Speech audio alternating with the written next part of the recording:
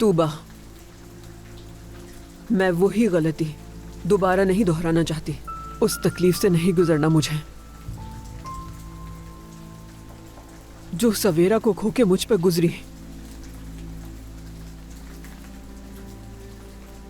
लेकिन ये भी हकीकत है कि तुम्हारे बाबा जिम को कभी भी कबूल नहीं करेंगे। दादी, मैं आपको दुख नहीं देना चाहती।